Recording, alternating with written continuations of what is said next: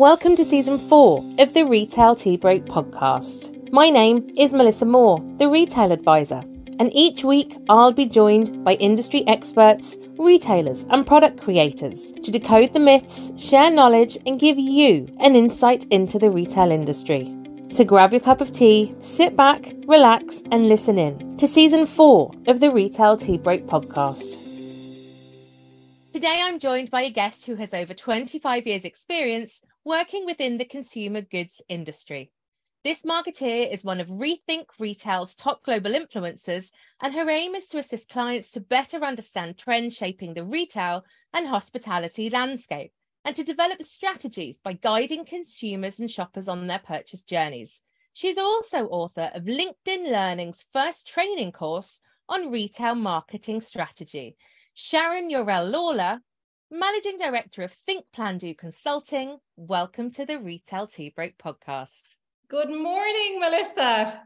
I am thrilled that we're finally having this conversation. I know. We've been talking about the topics that we're going to discuss today for about a year. So I'm so excited that we're actually getting to have this conversation out there. And I'm intrigued to see and understand then even further down the line how it's been picked up, but also the impact, the incredible impact that what we're going to talk about is actually going to have on our retail industry. So to kick us off, in the age-old fashion of the Retail Tea Break podcast, in the time that it takes to boil a kettle, tell us a little bit about you and the business.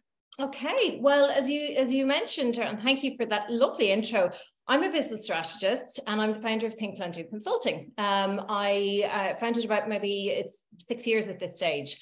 And I support businesses to develop strategies that will effectively enhance their customer experience and guide today's consumers and shoppers on their purchase journeys.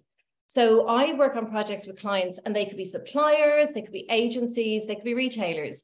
And it's all about helping them to understand the trends that are shaping the global retail and hospitality landscape that we live in, look at key insights relating to their businesses, and ultimately to turn insights into actions. And that's it in a nutshell. Kettle boiled, hopefully. I love that. That's fascinating. So it's incredibly personal. We often talk about personalization, I suppose, for the consumer, for the customer, but actually what you do is really personal to each individual client or company that you work with. It's very bespoke. I think if I had a more evergreen approach, I just wouldn't be me. So, when I work with businesses, and for me, it's very important that people actually work with actionable insights. So, you'll go in, you'll see it all the time as well, Melissa. You'll go in and people will say, we've loads of insights in our business, and they'll hand you lots of data. But it's all about translating the data, looking at the trends and translating that into something that can then be actioned as a result. And so very passionate about doing that and working with clients to make sure that ultimately, once you've got actionable insights, you will see results, coming out of that. So that's what I do.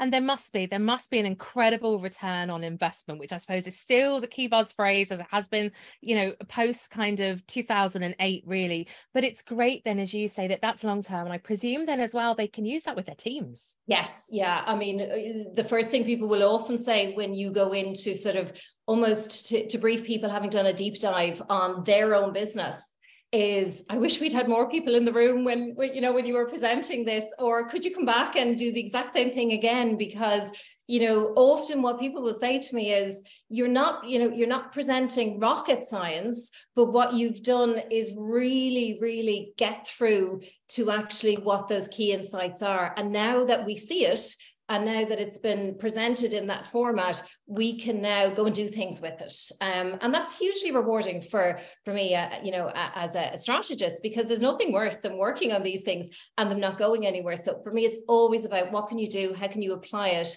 And therefore, obviously, they're getting a return on investment, but they want to work with you over and over again. So it's a lovely, rewarding business that we're in, Melissa, when you can help people like that. I love it. Yeah, I love it. Oh, fantastic. And I love the passion. That's certainly something I get all the time. But do you know what? Today we're here to talk about something specific. And I know it's a real passion of yours and it's needed within the industry. So this whole topic, and I'm going to frame it with the word sustainability, but I know we're going to go places with this today. Yes. Talk to us about SIRA. So SIRA. Tell us all about it. Tell us how it came about. And I suppose, yeah, tell us the impact it could have on the industry. Okay. Well, firstly, can I just say that I started working on the SIRA concept almost 2 years ago. And it has had a profound impact on me as a person, as a business person, as a mum of 2 small kids. I never expected when I started this work for it to actually impact me as much as it has. But to sort of explain it, SIRA stands for Sustainable Irish Retail Action. And it's an initiative to support the Irish retail community to take steps to become more sustainable within their businesses. And it ultimately, as we worked through it, culminated in the development of a handbook for retailers. So if I go back to the very beginning, as a business strategist, I could see a real clear disconnect between this growing desire for many consumers out there to lead more sustainable lifestyles. And, you only have to turn on the TV or open a paper and you see that need and that want and that desire. But there's a disconnect between that desire for people to lead lifestyles, but the ability for people to actually go out and make more sustainable purchase choices when they're shopping. And for me, if people are going to incorporate more sustainable brands and services into their purchasing patterns, then sustainable choices have to be available. They've got to be visible. They've got to be easy to find. They've got to be affordable and not just, for the elite. They've got to be desirable. So I've got to want to buy the sustainable items and avail of the sustainable services. And really, it's that simple. We've got to make it more mainstream. And for me, the retailer has a huge role to play in facilitating this. They're the gatekeeper, in effect, to unlocking more sustainable options to consumers, to shoppers out there. So what I wanted to do was to develop a guide to help. So, my feeling was, well, how do retailers go about this? They need support. They're busy people. There's been a lot going on with pandemic and energy crisis and staff shortages and supply chain shortages. So, retailers are busy, and I wanted to try and develop a guide to help those retailers take really practical steps to make their businesses more sustainable. And I got talking about the challenge. I was daunted by the idea of doing this, but I felt I wanted to do it. And I got talking to an ex-colleague of mine, Claire Cogan. I literally invited her over for a cup of tea. The great things happen over cups of tea, Melissa. But basically, Claire and I got chatting, and I said, this is something I feel I really want to do for the industry. And Claire is a behavioral scientist, and she said, well, changing behaviors is going to be such a key and component part of this as well. I'm in, to work with you on this if you want to. And so together we sat down and we co-wrote the SIRA, the Sustainable Irish Retail Action Handbook. And we were very lucky because we worked in partnership. When we set ourselves up to do this, we then approached Retail Excellence Ireland and Champion Green. And with their support as sort of platforms and with the support of our sponsors, and we were again very fortunate, we got sponsorship through AIB, through Vodafone, SuperValue.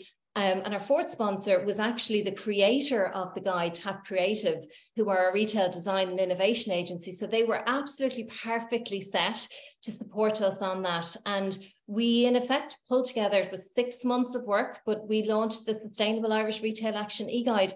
And that guide is now available for anybody in the industry to go onto Retail Excellence Ireland's website and to download for free, with all that culmination of those months and months and months worth of work done to make it easier and to facilitate it for the retail community in Ireland and beyond. But it was specifically written for the Irish retail community. That is amazing. And you know what? Needed. I'm going to say it out, and I'm going to say it as is, even when we spoke last year, just before it was released, really needed within the industry. Because as you say, when you said to me last year that retailers are that gateway. They're almost the educators here. They Consumers are. cannot buy the more sustainable, whether it's clothing, cleaning equipment, whatever it might be. Everything. They can't buy it if we're not offering it. And therefore, we don't truly understand and believe what we're selling. It all stops. It all really stops. Yeah. And actually, then you may as well go and buy what you like, buy from abroad, buy the nasty chemicals or whatever it might be. The retailers need to get it. They need to understand it. Their people need to be educated. So for you to pull all of this together and, you know what, do the work that was needed, because as you said, retailers are really busy, is phenomenal. But I won't lie, Melissa, it was very hard. I can imagine. I'm not going to sugarcoat it. It was probably one of the most difficult projects that I have worked on in a very long career. With the sense of achievement with it, and that feeling that there is a support there. Because originally, just to say, my plan originally and our plan originally was to take it from some other market where it had been done and to replicate it for the Irish retail sector. Unfortunately, when we went researching, we couldn't find a guide like this, a very practical, and we couldn't find anything that existed elsewhere that we could lift and shift. So we created it. Yeah. I think that makes it even more special though, doesn't it? It is specific to the Irish market right now. But with that, and as you said, you've pulled all this research together, all this data, all the conversations. The booklet, as we've said, is absolutely free and you can download it now. And actually what I might do is we'll put a link into the show notes as well to make it even easier. But realistically, because you did so much work with Claire, it is huge. And I know, again, we've spoken about this. It's huge in a good way because it is so comprehensive. But as you alluded to, look, retailers are busy. Some of them are busy because they can't have the staff to man their shops. Some of them are busy literally trying to keep the lights on at the moment. So taking this enormous booklet, which I'm not knocking because it's an incredible source, where on earth should, and I know they're listening right now, people going, I haven't got time to read that. Where should they start? Okay. Well, the first thing to say is sustainability is a big topic. But what I'm going to say is that while the guide itself might look big, it is set up and structured to be super easy to read. Fantastic. And I really mean that. And to be fair to Tap Creative, when we first started to talk to them about that was a really important key component of creating this guide, because we knew it was going to have to be big because it is such a big topic. But it had to be practical. It had to be easy to read and easy to follow. And so in effect, you know, in simple terms, we've set it out in sections. And if you knew nothing about sustainability, you start at the very beginning. The first 6 sections are all about educating retailers on different aspects of sustainability. So what sustainability actually is, why sustainability is important within retail, what we mean by things like circular economy. We have a whole section on climate jargon and demystifying some of the climate jargon that can frighten the hell out of people when you hear certain phrases. So those, if you know nothing at all, you start at the beginning and you sort of literally dip in and out and say, I'd like to learn a little bit more. And they're all short. So, you know, they're not very long sections, each of them in their individual areas. So you might say, I want to learn a little bit more just to begin with what sustainability is. And that's really interesting to even bring back what you said at the beginning, that you as a mother, you wanted to be more sustainable at home. And you've said that to me before. Yeah. But actually, and I know research tells us this, that some of us will go, yeah, I understand sustainability. I want to be eco-friendly. We've no idea what that actually means. Whereas, as you said, the beginning of this goes through it all. It literally will teach you, so you could teach your family, your friends, you can have those conversations, but actually it really makes you understand what you're meant to know or what you kind of say you already do. Yeah, exactly. And to be fair, you know, what I would say is it is a daunting topic for many. So being able to actually go in and see some of these things explained in very simple language, you know, it's not done in a very, you know, again, rocket science orientated fashion. It is written in retailer speak to understand. And so those first 6 sections, they're a great starting point for anybody just to learn. And you may never work in retail, but you'd actually find them really interesting. And that's what other people have said to us. Then we have a section 7 is literally all about navigating the supports that are out there and available for retailers to actually go to and help them on their journey. Wow. Now, again, Melissa, I won't lie, this section took us months to put together, because when we went looking ourselves, when we said, right, if I was a retailer now, I want to make changes, I want to do things, I want to look at energy efficiency, I want to look at my waste. We struggled to figure out, well, where do I go to for this and where do I go to for that? And I might go onto a website, but how do I actually get to the thing I'm looking for? So we've made the whole guide, I should say, is very interactive. So it's an interactive PDF. It's got live hyperlinks. But when you go into that navigation section, every single thing that you navigate on has a link right through to the website or to the page on the website relevant to it. So we wanted to speed things up for retailers and for the audience and the reader, in order to make it easier for them to say, right, I want to go specifically to that section that's going to help me.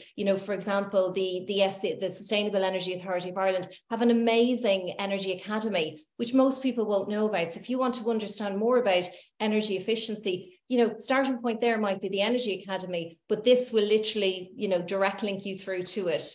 And so there's lots of stuff in those pages to make it really easy for retailers when they're at that point ready to actually then, to navigate through.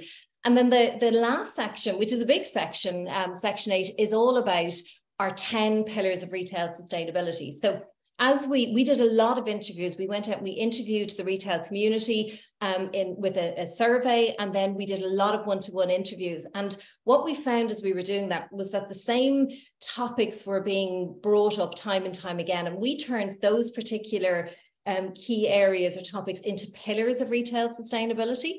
And we've created 10 of them, and each and every one of the 10 pillars, which are important to retail, to any retailer who's going to look at sort of making their business sustainability. Each pillar contains context to why the pillar is important for retail.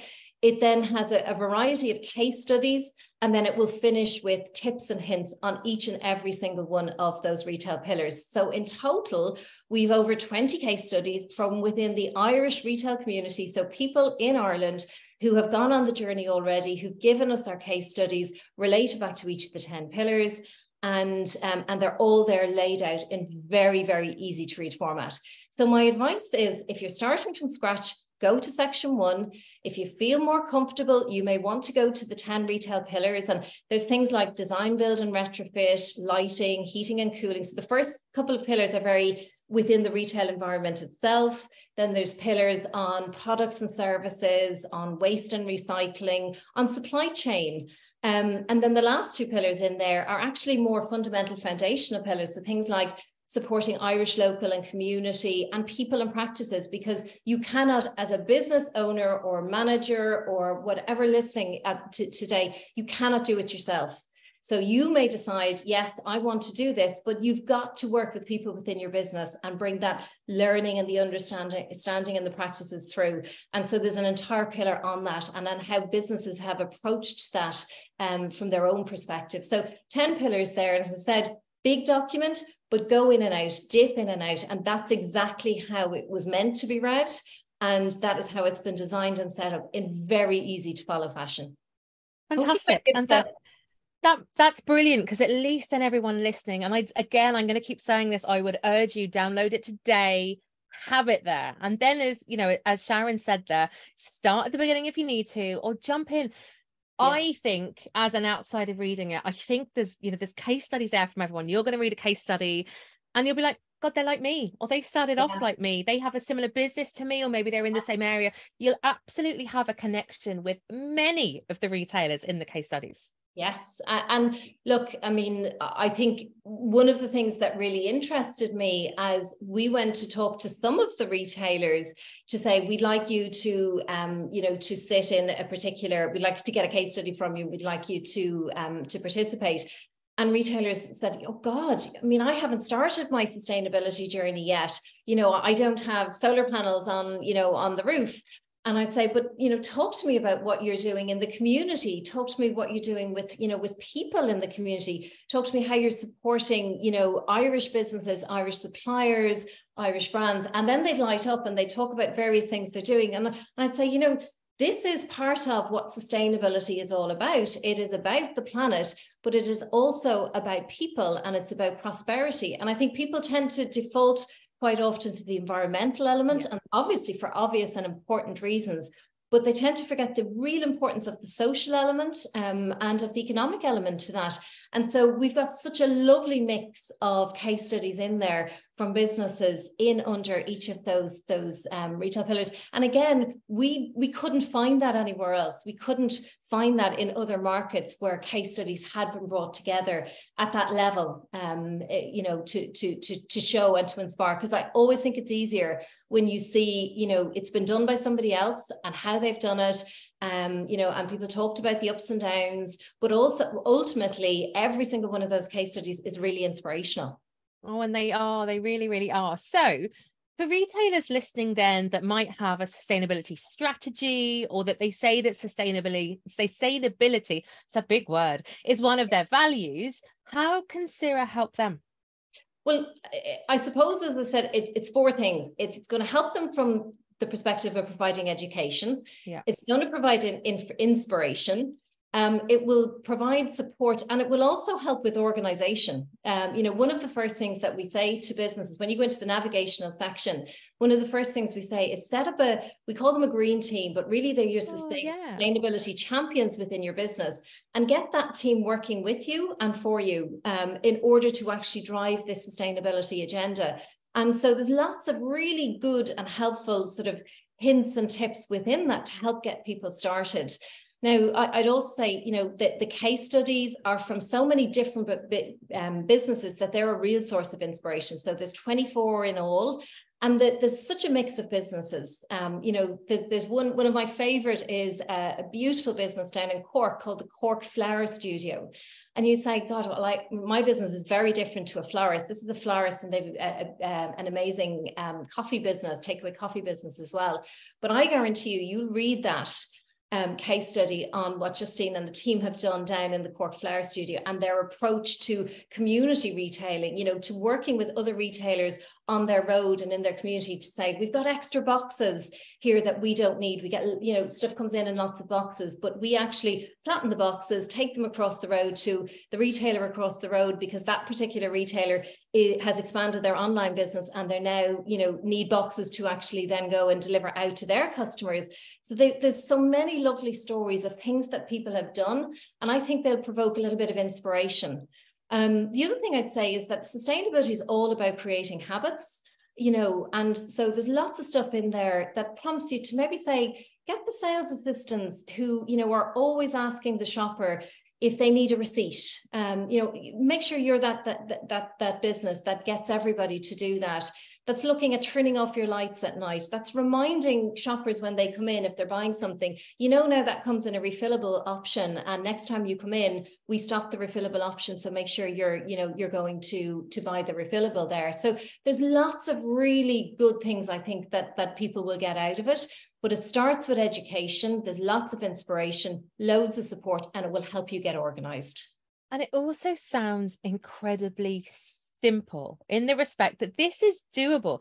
Getting to someone, you know, getting a staff member to say, would you like a receipt, as opposed to just automatically ripping it off and either shoving it in the bag or binning it, which again is such a huge waste when it's multiplied out of the 362 days a year a shop might be open. 100%. So simple. And again, I think sometimes, and as you rightly said right at the beginning with your work, when we think strategy, we're sometimes so highbrow or so far removed from the actual day-to-day necessities and standards in our stores that we don't put the two of them together. Yeah. And look, I mean, the other thing I'd say, that when people then start working through how the initiatives that they're going to implement within their businesses to make the business more strategic, you've got to think that it's progress over perfection. Yeah. You know, to quote Winston Churchill, you are not, if you start waiting until you have everything absolutely perfect before you start implementing things, you'll be left waiting. And there is no business, there's not a single business that I've interviewed over the course of 2 years of working on this that is perfect at sustainability, not one. But there are just people on different levels on the path on that journey. And what I'd say is just get on the path and start the journey, while not expecting perfection as you do that. But get on the road, because there are plenty of others on that road, and you certainly don't want to be left behind and to be the retailer that's not sitting on the road or sitting at the very, very back of that journey. And also, I think that ties in then with the fact that, as you said, retailers need to get on the road for themselves, because the competition might be doing it and they don't want to be left behind. Yes. But also, look, consumers are so much savvier now than they were. This idea of the conscious consumer is so important. Most of the customers out there now have that expectation. They like that. You'd be asked if you'd like to have a printed receipt. They want to see what you're doing, whether that's in the community, via social media or via the local news or whatever it might be. There is an expectation out there. Yes. How do you think this is all working then? We're obviously working a lot with the retailers here. What are you hearing and seeing them from consumers?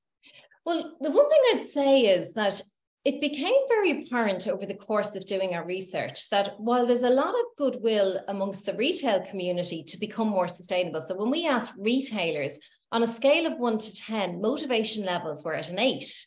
Wow. Which is really, really high. But what I say is, despite the high levels of motivation, there was less understanding about how to go about making businesses more sustainable. And I think the same can be said with consumers. So when it comes to knowledge and understanding, if you're a consumer and let's say you're presented with 2 types of coffee and one is more expensive than the other, you have to help that consumer understand why the more expensive, maybe organic fair trade coffee is more expensive than the non-organic or non-fair trade equivalent. Or same in fashion with maybe a sustainable organic cotton versus other synthetic alternatives. If we simply just place sustainable products out there, and often, not all the time, but quite often, they may be more expensive for good reason than the less sustainable options. And we just expect consumers to get it and to pay for it and to do it, we'll be at a loss. We won't pull everybody into that. So I think there's a big job to be done to educate and to support the shopper and the consumer to understand sustainable options and what they mean. And actually, in many instances, when it comes to things like rentals, and rental fashion, that's actually the opposite of being more expensive. You can, but many consumers don't necessarily understand that, or they may fear it, or maybe buying, secondhand, where there's a fear, am I going to like this, or is this going to be an awful experience? So we've a job to do, I think, as a retail community, with a whole level of education to be tackled in order to support consumers and shoppers. But we can't expect the retail community to give this education if they themselves don't understand the differences. And that's why I'd say to any retailer, work with your suppliers, understand the products and the services that you're, that you're working with, and that you are ultimately looking for the shopper and the consumer to then make choices around as well. And being more informed and being more educated about this is really, it's I say it time and time, it's the key to unlocking this within our retail sector. It's so true. And like that, I think the key is empowerment. Like, you've gone out, you've written this incredible booklet that's so well organized. If you said it's easy to break down, that's hopefully then going to empower the retailer, who in turn then needs to empower their teams, their colleagues, their senior management team. And we know plenty of them listen, but you have to take action. And like that, then the people on the ground, those frontline retail workers, or even the people writing the copy for your websites, they need to be empowered then to really pass on the message to help educate our consumers. And no doubt now, over the next few years, we'll really start to reap the rewards. Yes, absolutely. Again, it is a journey, but I think it's a journey that, as I say, it's not going anywhere. The climate crisis that we face, which the more I understand it, the more it frightens me. It frightens me for my children. It frightens me for their children. And I think that we've really got to embrace it.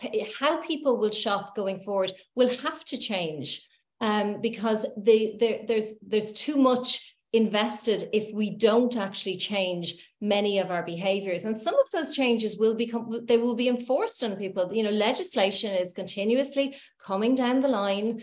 And I think that that's something that retailers really need to understand as well. Get ahead of the curve, because this is happening. So be proactive rather than reactive about it, because ultimately what you're doing as a result is you're helping to future-proof your business. And I think that's such a key here. It really is, you know, get on board before, and it will be too late, as you said, whether legislation comes in and they force your hand, or whether, do you know what, the competition gets way out there in front of you. At the end of the day, it's going to impact your business. It's going to impact your bottom line. Nobody wants that. So as you said, we've got the whole people agenda here about educating and upskilling our people. We have this planet, you know, key anchor here with sustainability and the environment.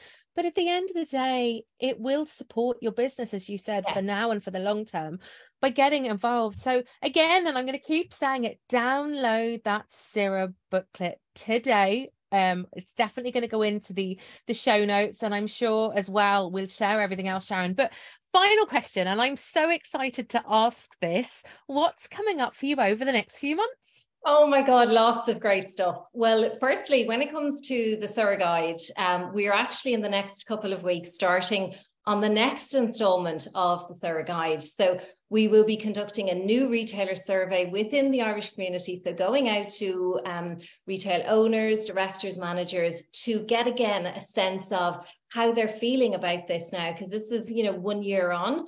And it's post, you know, Ukraine and energy crisis and all of that. So we want to get that really up-to-date gauge.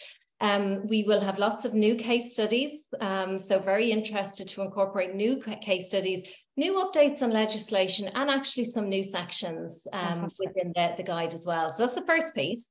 The second thing, which I'm super excited about, I am collaborating with Pat Kane. So anyone who doesn't know Pat Kane, she is an award-winning author, sustainability strategist, and she's the founder of Reusi. So she herself is a retailer. We're collaborating on an initiative called Good, Better, Best. And together we're working with clients in retail and hospitality who want to support, who need support to sort of develop business strategies that have more sustainable thinking ingrained. So I would always say, do not look at yourself and say, I've got a business strategy that sits on the left-hand side of the page, and I have a sustainability strategy that sits on the right-hand side, or I have a strategy with 5 pillars. Sustainability is the 5th pillar over there, you know, gaining some dust. And in the meantime, the other pillars are all sort of doing their own thing. Sustainable thinking should be embedded in every pillar of your business strategy and of your plans for growth. And I think that's really, really important. And finally, and this one I'm so excited about, we are launching a sustainable shopper safari. I wish I had a big trumpet of ta-da here, because this sounds amazing. Oh, amazing. Yeah, and the whole idea with this is that, again, using our combined skills, Pat and I it's a retail safari with a difference. So from the minute people join this safari, and you will be asked to bring a keep cup, a water bottle, and a container with you on the day. Yeah. And so from the minute you get to, we'll be giving people sort of instructions on where to start off, and then they'll come. We're going to have a session with them where we immerse them in the mindset of the conscious shopper. So we're going to present them on key sustainable trends that are helping shape the retail and the hospitality landscape globally and in Ireland.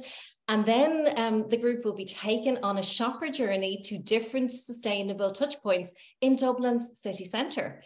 So lots of different touch points along the way, some which I think will be surprising to people. There's lots of tasks and group things that we'll get people to do. And as we go to different points along the way, the group will actually get to meet with some of the retailers and the brands that are making a huge difference and creating change when it comes to sustainable retailing. Fantastic. It's super. It's really, really. So from start to finish, you are literally immersed in the mindset of that conscious shopper. How exciting and how needed. Goodness me, that sounds fantastic. And again, such an interesting safari to go on, not just as an owner, but a marketeer, anyone within the business. Bring a couple of your team, I'm thinking. What an incredible way to kind of empower your team to send them on such an exciting adventure. It's a super day. And I have to say, to be fair as well, to all of the retailers that we approached to go on to be part of the stops on the journey, they were so excited. They felt honored to be included. But actually, many of them said, well, let us be there, you know, when the group comes around, let us chat to them. And a number of them are bringing in some brand owners to actually come and chat to the group as well. So it's very different, very interactive, very real. You know, you'll see it out, and the work has been done for you to actually bring you to these points and show people sustainable retailing at its best. Oh, it's brilliant. What an incredible opportunity. So yes, again, I'd urge you, download the booklet and then book a safari, because there's no better way to get started on your sustainable journey than to go along. How exciting. Yeah. So just to say, Melissa, in terms of booking, that can be booked through Eventbrite. Fantastic. And actually, we'll pop the link to that as well in the show notes. No excuses. Absolutely no excuses to get involved. So if you've enjoyed today's podcast episode, please like and share it, because this is such an important one. Connect with myself and Sharon on LinkedIn, or follow Think Plan Do Consulting and the Retail Advisor across social media. And as I said, I'll pop all those different those website links into the show notes as well for you. And remember, you can listen back to past Retail Tea Break episodes on your favorite podcast platform or on YouTube. Well, Sharon, I'm delighted. It's taken us a year to do this. Thank you so much for having me. Thank you so much. Not at all. What an incredible and an important conversation, and one I'm sure we'll come back to very soon. Brilliant. Thank you.